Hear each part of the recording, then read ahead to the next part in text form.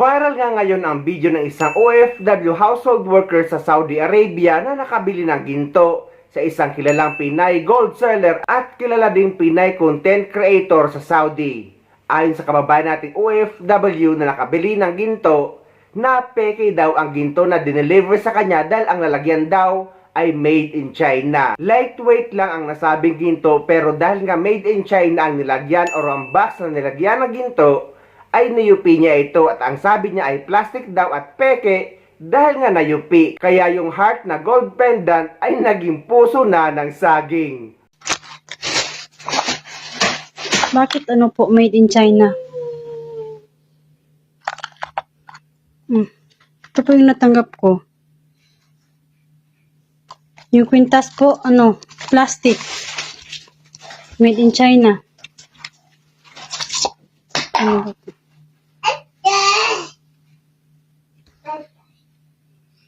Tingnan mo po. Saan yung gold dyan? Bakit ganito po?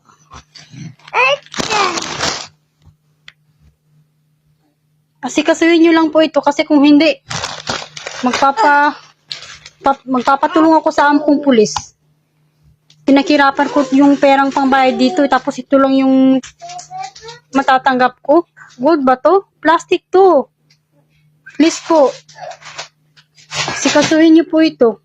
Ang masasabi ko lang dito na halos lahat naman ng lagayan ngayon, kahit pa sa mga ginto or gold shop, kapag hindi naman mga luxury brand or luxury gold shop, ay talagang made in China ang box na nilalagyan. Kagaya nito na mga nabibili ko minsan sa mga gold shop dito sa UAE. Made in China ang nakalagay dyan.